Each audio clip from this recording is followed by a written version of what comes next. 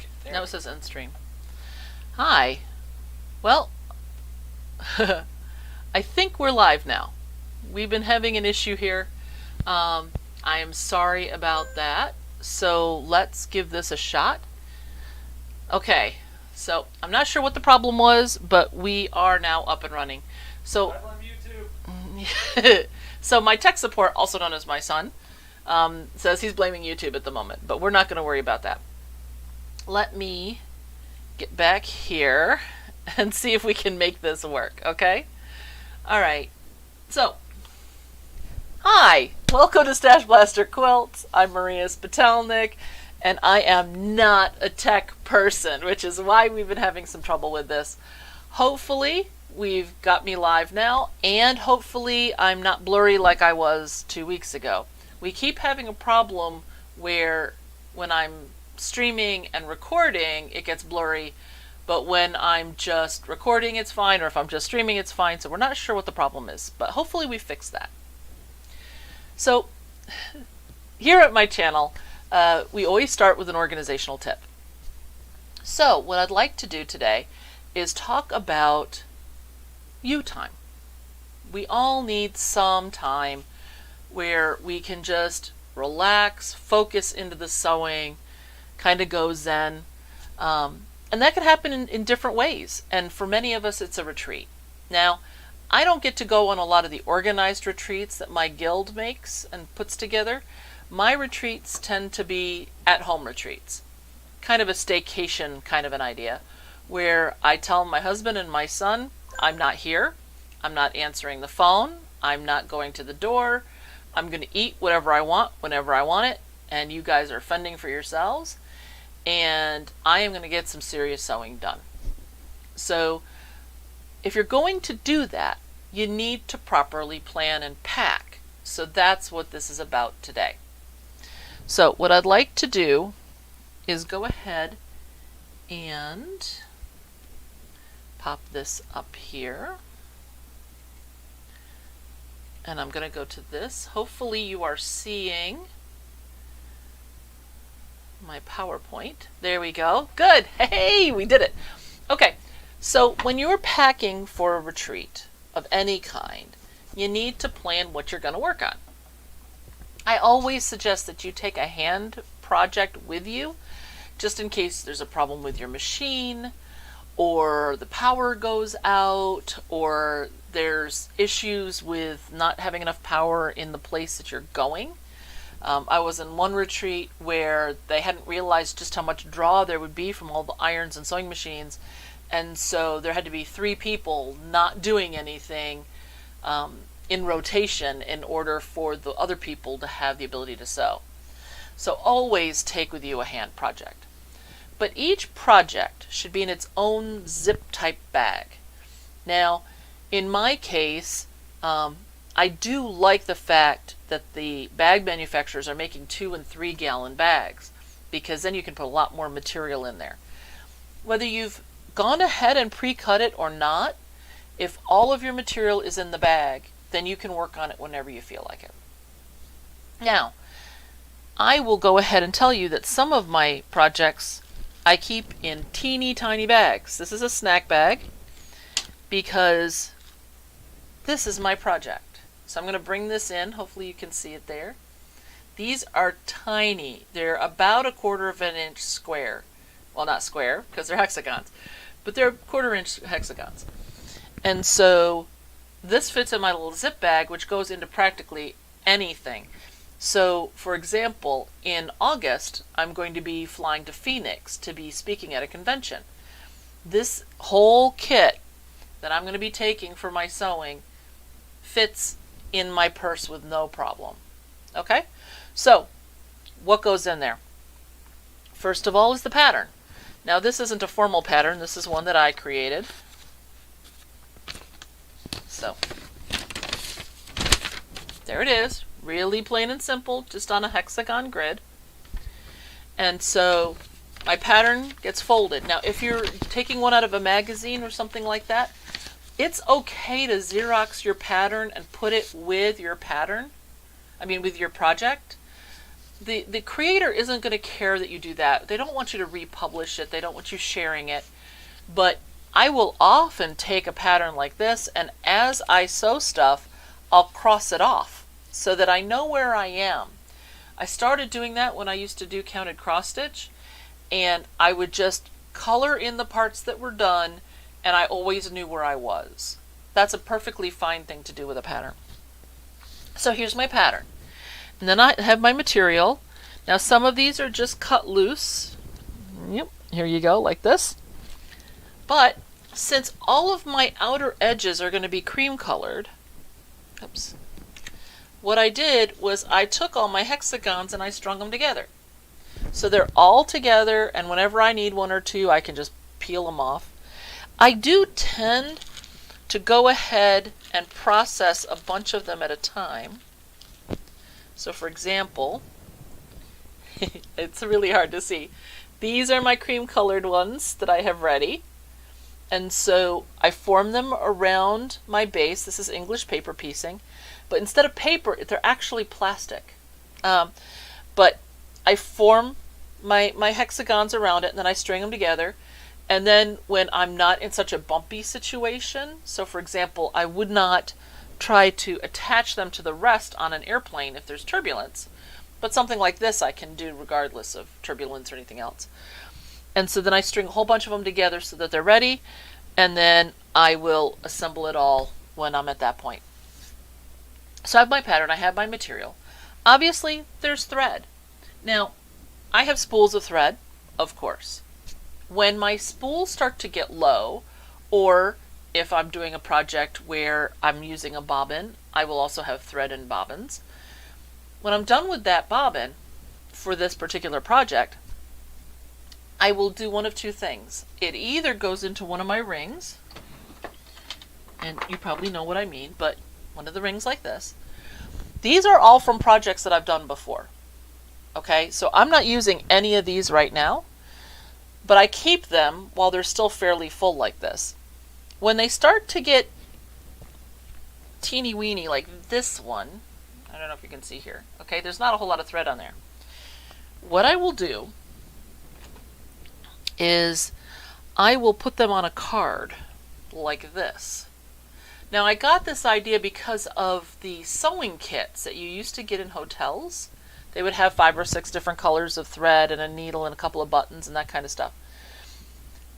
I take my ends of thread and I will put them on cards. Now in this particular case, I just took a pair of scissors and snipped V's on both sides. Later on I got smarter, and I had an old rotary cutter blade that was wave shaped, and it was fairly steep V's, and now I use that.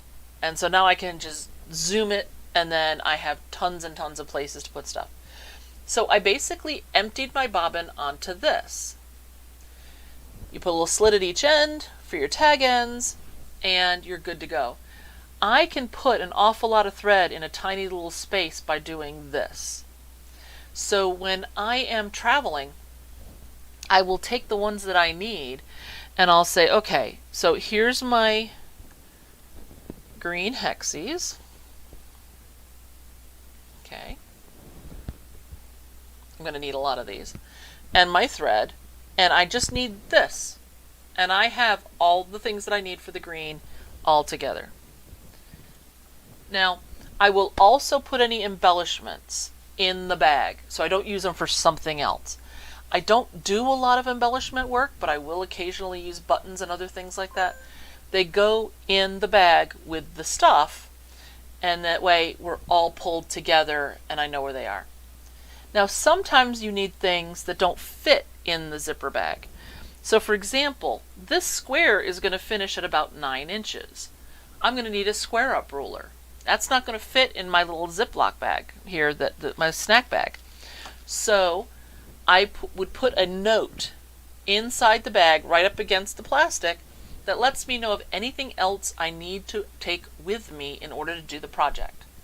So for example, if I'm doing something that uses a specialty ruler, then I'll make sure to note that so I remember to take it with me on the retreat. Okay? All right, next slide. So obviously we're going to need needles, but we're going to want needles for the machine and for the handwork. So make sure you have both with you. Your threads. Now, while I showed here that I tried to match up some thread that I already had with the hexagons, depending on what I'm doing, I may not care about thread color, but even if you do, it's always a good idea to pack some extra just base colored thread. Some white, cream, grays, whatever like that you need, because if you run out, you don't want to be done sewing. Okay? If it's super important that we have this exact thread, then make sure you take, extra. Okay? But I always carry some extra thread anyway, because on a retreat, if somebody gets stuck and they run out, I like to be able to help. So I will always take some extra threads. Take your rotary cutter, take extra blades. It just makes sense that you're going to take your rotary cutter, it'll be open, you'll be cutting something, get distracted, drop it, something will happen, you'll ding up the edge of your blade, and you don't want to be out of action. So always take an extra blade. Take whatever rulers that you know you're going to need. So if you need a specialty ruler or a square up ruler, obviously, scissors or nippers, whichever one you're more comfortable with. When I travel, I will often take something like this. Now this has to be in your checked luggage, sadly, because this is basically a razor blade behind a plastic guard. They make the little tiny lockets with the teeny weeny little blades, which I believe are allowed on airplanes. I still wouldn't use it on the plane, but if you left it in your carry-on, you would probably be fine. But this has to go in checked luggage if you're flying. So I won't be taking this to Phoenix. But if I was going on a regular retreat, I would. The nice thing about it is that you can just touch it to thread on either side, no matter what you're doing on your machine or handwork or whatever, and it's a nice cut. Seam ripper. Sadly, we all need a seam ripper. Make sure you've got one with a cover, and again, that's something that would not go in your carry-on luggage, just because they could confiscate it if they wanted to, because it's a pokey thing. I personally think sometimes they get a little overboard in what they confiscate, and sometimes I'm surprised at what gets through. So, seam ripper. And then lastly, a thimble if you use one for your handwork. Okay, next, tools number 2, which I will make sure I fix for the copy you guys are going to see. Your mini iron, if you're going to take one. Now, if you're going to an organized retreat, I would reach out to the organizer or double check the rules very closely to see if you're even allowed to bring an extra iron. Some places just don't have the power for it. So they'll set up ironing stations, there'll be X number of stations, and that's what you've got. So see if you're allowed to take one or not. If you are, it's a great thing to pack, in which case then you'll need a side ironing board or a mat. I have a folding table that I turned into a small ironing board surface. If you were on one of the earlier lives, you actually saw it when I was doing some pressing. But it's one of those things where it's nice because it's not on my table surface. It's sitting off next to me. But if you can't take it, you can't take it. If you are planning on using the retreat to do things like baste your quilt, or you want to put bindings on or things like that, you'll need some additional items that may or may not be provided by the people running the retreat. Again, this is a place to double check and see what they have. So, do they have the tape or the clips to attach your quilt to the tabletop? If you're going to thread-based, curved needles are a huge help. If not, if you're a safety pin person, then take the safety pins. I personally like the ones that are bent. Again, for the same reason with the curved needles, they're much easier to work with. If you're not using either of those and you're using a basting spray, make sure that you have enough for your job. Don't take the tag end of the can if you're planning on basting 2 or 3 quilts. Make sure you've got plenty with you, or it's a guarantee you're going to get 1/3 of the quilt sprayed and run out. and that you'll be stuck. So make sure you take plenty of spray. You'll need a long squaring up ruler if you're going to be doing the quilting and then start the binding while you're on the retreat. And then of course make sure that you've got the binding itself. That may or may not be in the project bag for you. Personally, I would put it in there, but I know some people who like to pick the binding later. If you're going to do that, I would recommend you take several options with you. And if you watched the last live, I talked about the paper box with the dowel and rolling things onto a tube. I would recommend you do that with your binding because that'll keep your binding really fresh and very easy to apply to your quilts. And then last is painter's tape. Now, I've had a lot of people ask me, why do I need painter's tape? So, if you're not sure, this is what I mean by painter's tape.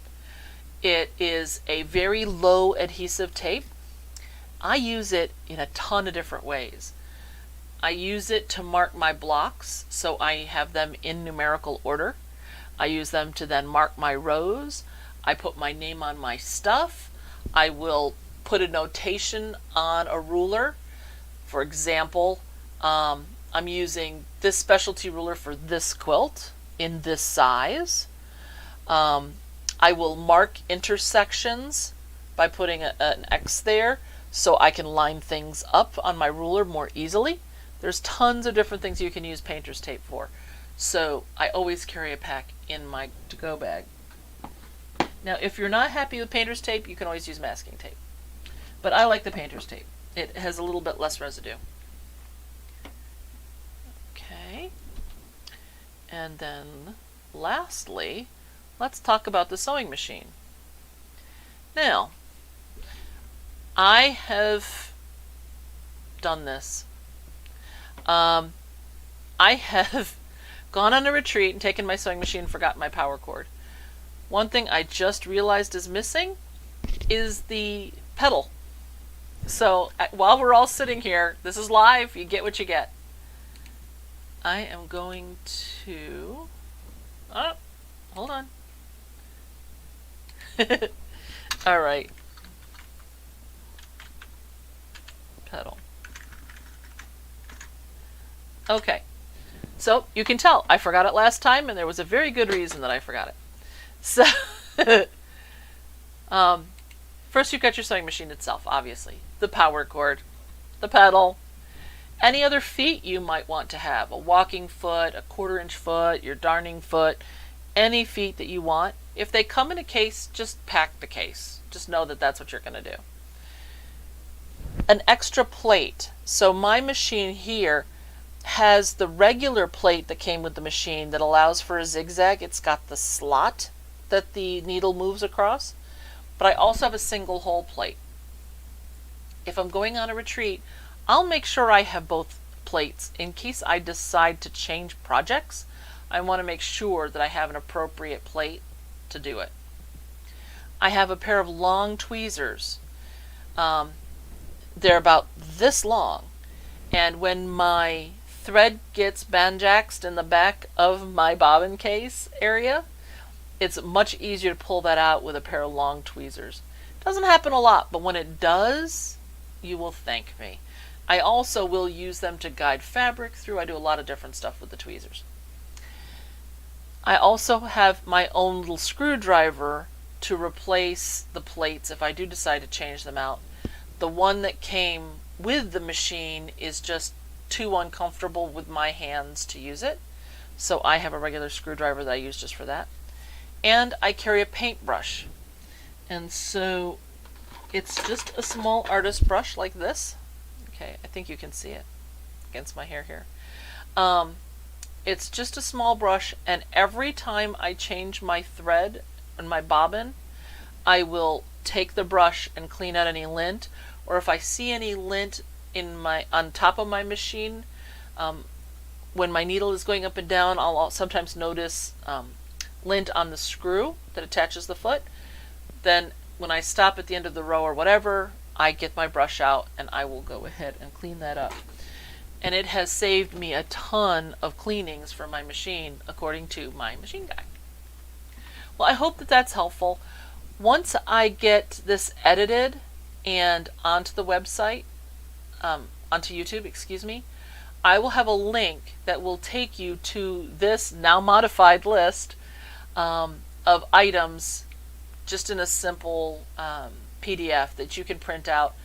I really recommend that you make your own as well, or you can add to mine the things that you have forgotten in the past or something that you want to make sure that you carry with you.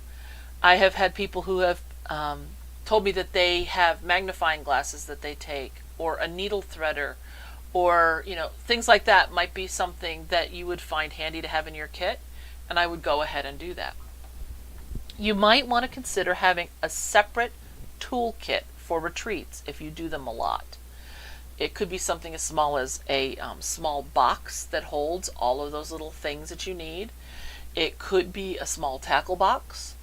But if you can put all of the tools and all of those kinds of things that tend to get forgotten into the box, and it will make your life much easier when you are ready to go ahead and go on a retreat.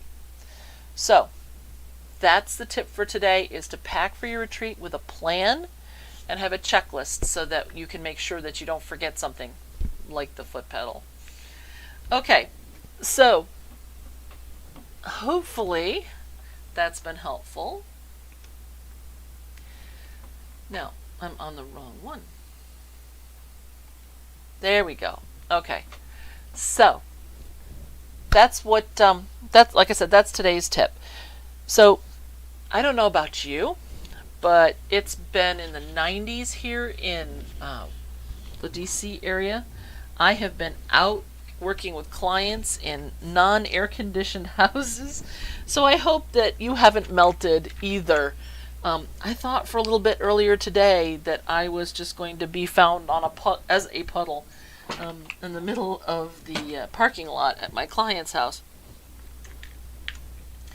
For those of you who don't know, I am a professional organizer. That's my day job.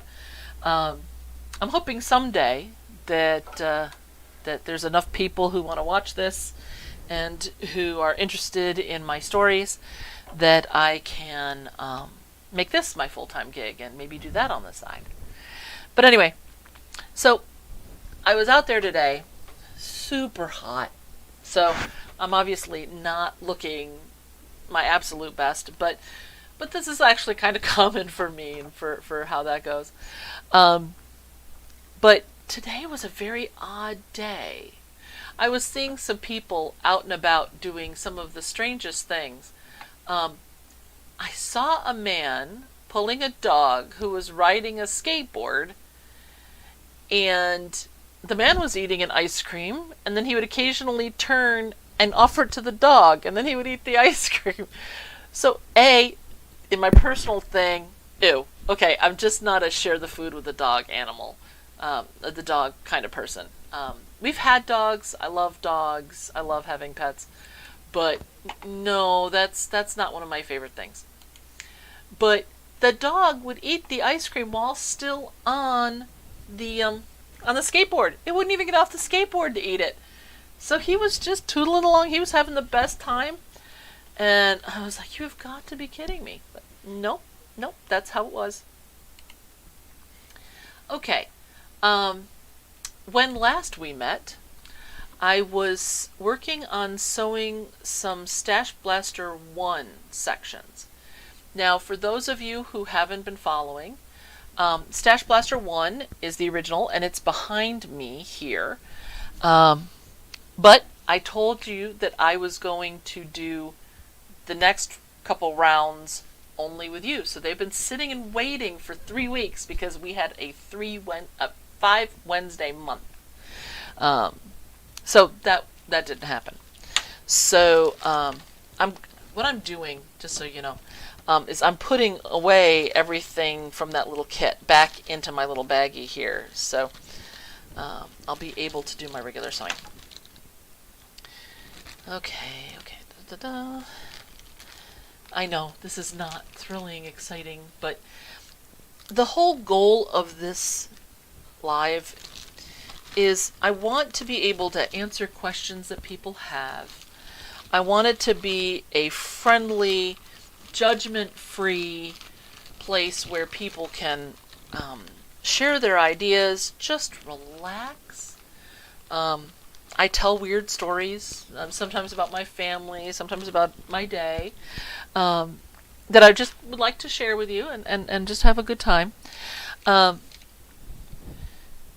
so please, if there's something in particular you want to share, then go ahead and send it to me. You can either put it on my email, which you can find on the website, StashBlasterQuilts.com, or you can put it in the chat. I am trying to go back and forth and check it and make sure to see if anybody is on and if they've asked any questions.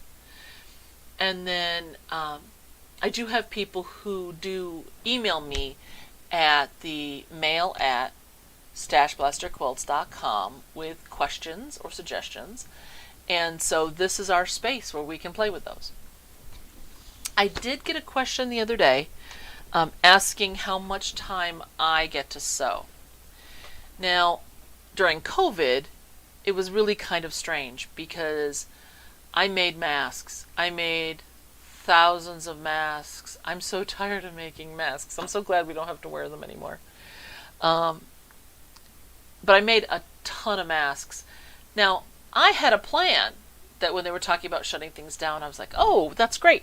I'm going to get my sewing room revamped, and I'm going to get my garage cleaned out, because I haven't really done a good cleaning in my garage for like 5 years.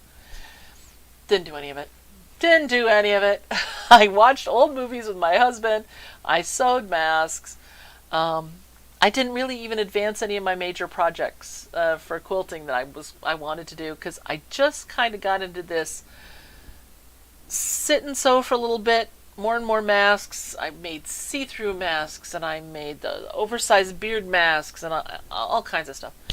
But mask making and movie watching is pretty much what I did during most of COVID. So I didn't accomplish a whole lot. I admit it. One of the things that I was working on is I've written one book, and it was on hoarding disorder. And so I've started a second book for friends and family. So I did do some writing, not a lot. And like I said, not a whole lot of sewing. But I really hope that now moving forward, I'll have more time to sew. And one advantage is that when I don't have a lot of questions here, I get to do some of the sewing. So normally I get probably 2 or 3 5-minute segments in the course of a day. I do some days with like an hour or 2, usually over a weekend. But I don't really have a lot of time to sew, which is why I specialize in really quickly assembled quilts. The StashBlaster line is designed for beginner sewers who have not made quilts before, or haven't made a lot, or just aren't confident yet.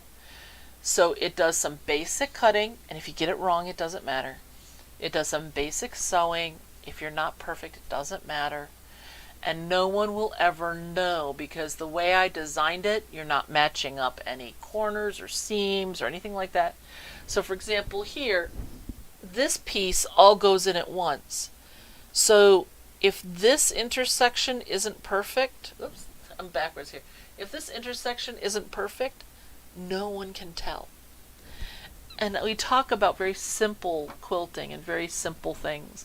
So the idea behind a StashBlaster quilt is, number one, to get a bunch of junk out of your house. A lot of material that either you don't use, or you've processed and you've got too much of, or you just need to get some charity projects done, or that really, really fast wedding present or something like that. This is fine as a wedding present. I did a king size one of these, and it's beautiful in full size. You can see a picture of that on the website, I believe. But it was very easy. In the course of a day, I had a finished quilt. It was not only pieced, but it was quilted, and I had the binding sewn on the front, and all I had to do is stitch it over in the back. I'm not a huge fan of machine closing the binding. where you stitch through. I'm not, I like to sew fast, and you can't do that if you sew fast. So I do it when I need to, but I don't really do it a whole lot. Anyway, so that's what this is. So I do a lot of those. When there is a big disaster, I will often see if there's a need, and if there is, I will send out a fairly large contribution of quilts. So for example, with a hurricane, I might send anywhere from 20 to 100 quilts. Now, they're not all huge. This is a lap size here. It's about 56 inches long and 48, no, yeah, something like that, 48, 50 inches wide, something like that. So it's not a huge quilt. It's enough for one person as a lap quilt. But the only difference between this and a twin size is a twin size has fewer pieces because you use a wider strip, and a little bit longer because you add another row. So it takes about the same amount of time to make a twin/full size as it takes to make this lap size quilt. So it's all in the design. So we've talked about some of that in the past, but moving forward, I'm going to go ahead and just do some sewing while we're here and chatting. But I am working on 2 quilts at the moment. So this one is white and green, and I have a white and blue. The green one will be sashed in the same white. The blue one will be sashed in red.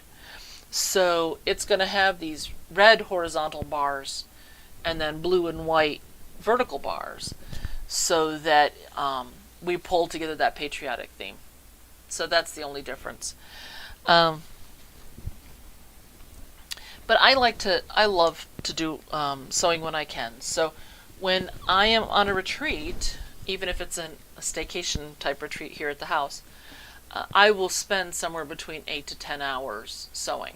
Now, I spend a lot of time processing fabric.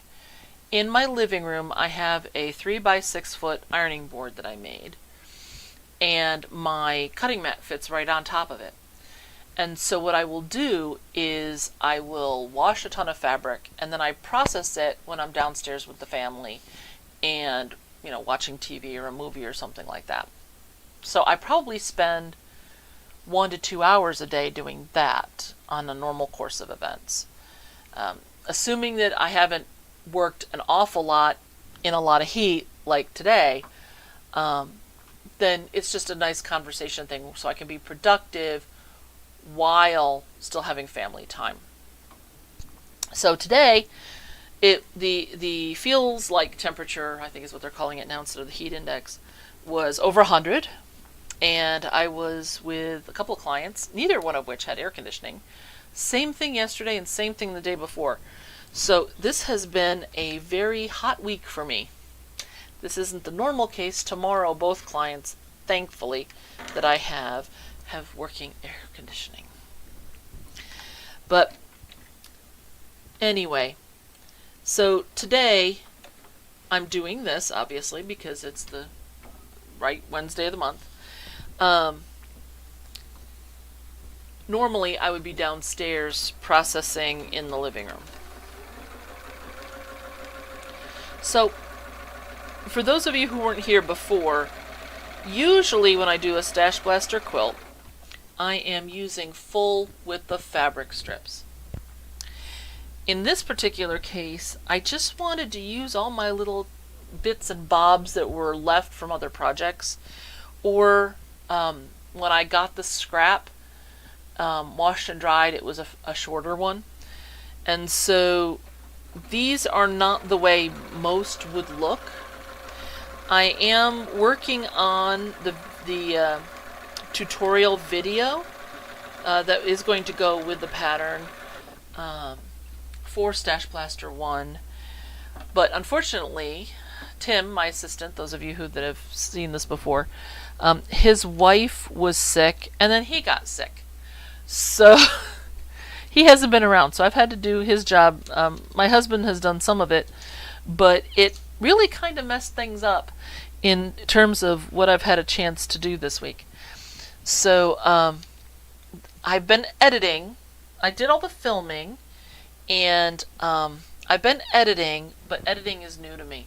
So it has not gone quickly. I think that's probably the kindest way I can say it. However, it is going. So it may be slow, but it is happening. And so as soon as I can get that done, it'll get posted. Now, if you go to the website, you'll see that there's StashBlaster 1. That is a pattern that's available. And then there are other patterns as well. The StashBlaster versions of quilts are completely free. The pattern is free. I have a different settings guide if you don't want to make the same pattern for everything. Some alternate settings for what you do with your tag ends at the bottoms if you don't want to make all exactly the same. As these come out, and I do have three designs that are done, and the tops are done. I'm not even sure I'm going to finish those simply because I'm going to keep them as teaching materials, and it's easier to not carry a whole quilt if you can just carry the top. But I will have those patterns out as well. Any of the StashBlaster lines, and they're going to be labeled StashBlaster 1, the original, StashBlaster 2, stripes, etc. Those are completely free on the website. They are also free for you to use to make charity quilts, fundraisers, anything like that for you or your guild. I don't want you to worry about that at all. And so this is my blanket permission to use any of the StashBlaster quilts in that way. So I'm hoping that that maybe you will get together with your guild and do some of these, because these make great guild or group projects the way that they're designed. I'm working on guild guides for these quilts as well, with specific tips that if you have a large group that wants to sew them as a project, some tips to make it easier in terms of your setups and things. You can also, until I have that ready, feel free to email me if you have any questions about doing this either as a guild or something isn't completely clear in the guild on the guild sheet. I'm happy to answer questions at any time. Now I might answer them here, but I will also respond to you directly by email. Now, if the day comes that I get so many emails and I have so many people who are interested in asking questions, I may not be able to answer individual emails, but until that day comes, I will. I promise I will always read them, even if I don't reply. But I do want to make sure that all questions are answered, at least here in the chats, which is why I'm going to be doing them every first and third Wednesday of the month from 7 to 8. And I will make sure that any questions that were asked by email get answered if they haven't been answered directly, or if they're not overly personal. Now, the tips I'm giving at the beginning, the organizational tips, those can come either from you or from my own fertile brain. But if there's anything in particular you'd like to know more about, feel free to send me an email about that. I do have my clients who will send me kind of life organizing questions as well, and I'm happy to answer those questions. I will either do it as a second tip for the live, or I will just give you something back directly. But I do want to make sure that you know that you can ask me things about your garage. I don't care what your question is about. I want to make sure that I'm being helpful. So that's the general idea. So at this point, for those of you that have watched these before, you know that on the far side of my sewing table here I have a box, And as I'm pushing my fabrics through, they're actually going under my monitor.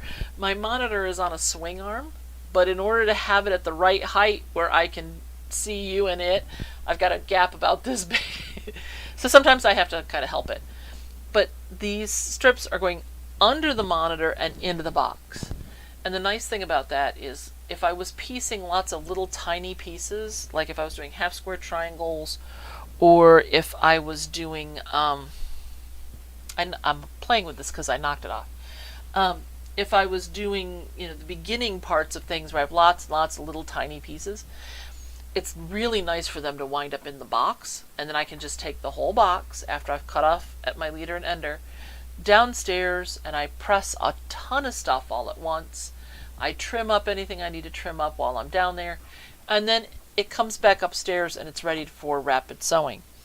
That's one way that I get so much done, is that since I do want to spend time with the family, I can do that. I can do my pressing and my trimming and cuts and all of that stuff down there and be sociable and not take as much time away from my family. When this becomes my full-time job, then I won't feel quite so guilty about it.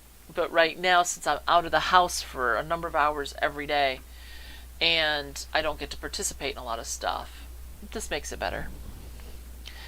I did get a question asking about my family. And so for those of you who don't know, my husband's name is Scott. We have been married 29 years as of a couple weeks ago. And our son is 25.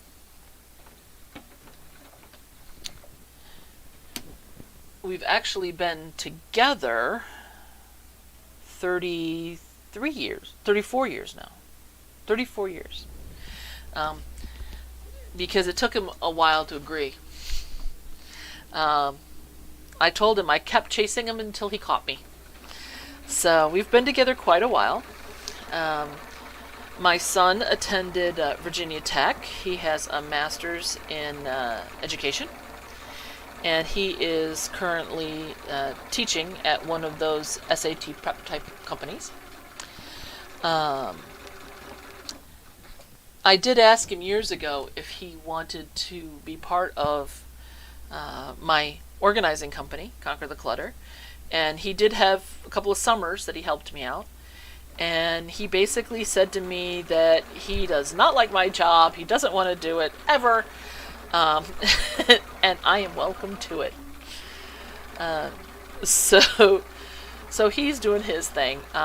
He loves math. He's teaching math and physics. I made it through calculus in high school, and I did take two math classes in college. Mostly because I had to, as part of my core curriculum. And so I'm very glad not to be doing them. So I talk about organizing things, and he talks about differential equations, and we both say, thank God that's not me. So, so that's him. My husband, Scott, is a techie. He's worked for a number of companies over the years, and right now he works for my company. So I do tell people I feel kind of bad for him, because he can't complain about his wife when he's at work. He can't complain about his boss when he comes home. And if he complains when I'm not around, it doesn't matter who it's been, the office assistant laughs at him. So he's really kind of in a bit of a spot. But he does all of my back office stuff. So he's my office manager, and he does our payroll, and he does all the human resource stuff, So when we hire someone new, he's the one that does all of the documentation and all of that stuff. So I keep him quite busy. But he also runs the house. So I try not to create too much laundry. He loves to cook, so he does all the cooking and shopping. So I occasionally run errands, and I go out and work with clients. And he makes everything possible. So that's the family here at home. Extended family. There are no parents left. My dad died a number of years ago. My mom died a year and 2 days ago. And I'm still dealing with all of the estate stuff for that, but hopefully that'll be done soon, and I'll be able to move on at that point. Um, Both of Scott's parents died years ago, so I do still have my stepmom. That's Bonnie, and she's amazing, and we're so thrilled that she's still in our lives. Um, so technically, the parents are gone, but she's at least as much as any of the others have been. So we are quite happy that Bonnie's still around. She had surgery during COVID, and so that was an exciting period in my life. But luckily, she is recovering. She came to visit us about a month ago, and we are looking forward to having her back.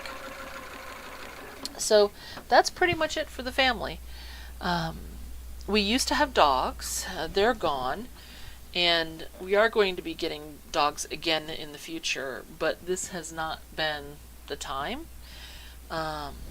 For a while there, we didn't get anybody because the thought was that between our schedules, we didn't have enough time to devote to a new dog to make sure they got the attention and training that they needed.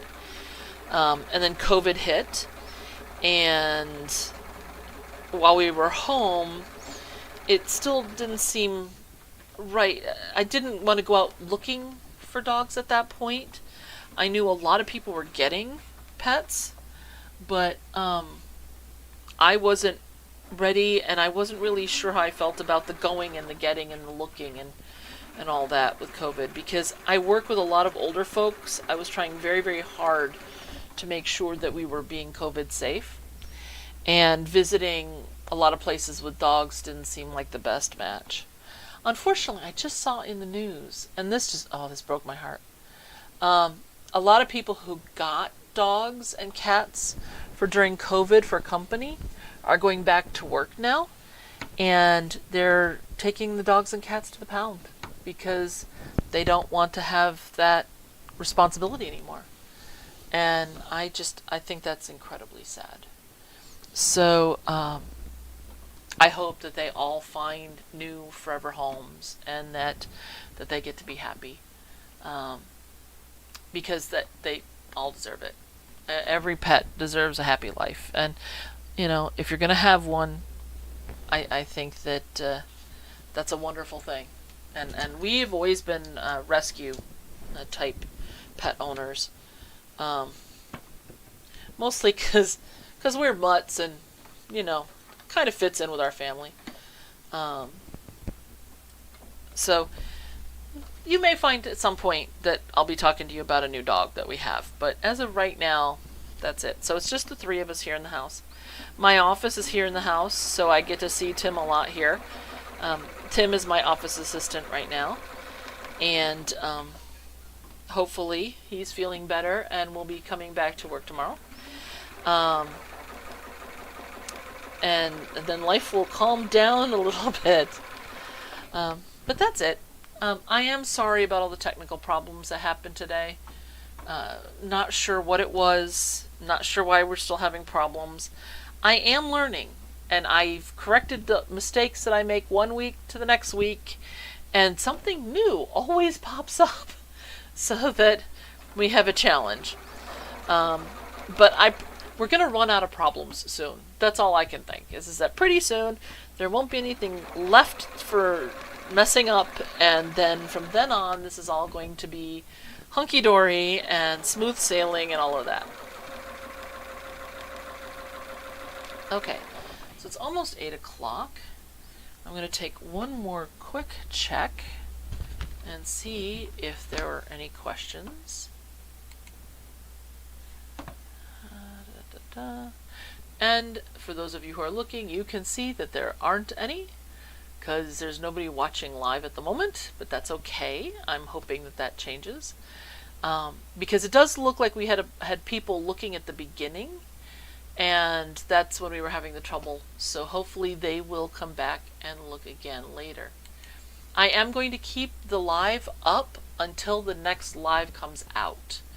So in this particular case, you'll have 2 weeks if you missed it, or if you want to go back and see something, or if there's anything else that you need, you have 2 weeks that this live will be up, and then the new one will replace it. And we're just going to keep doing it that way, because I'm sure nobody wants to sit through hours and hours and hours and hours of Maria telling weird stories about her family and all of that. So we want it to be out there so that people can enjoy it if they would like. So please, if you liked any part of today, please subscribe. You can hit the like if you liked it. There's the bell if you want to know when the next posting is going to be.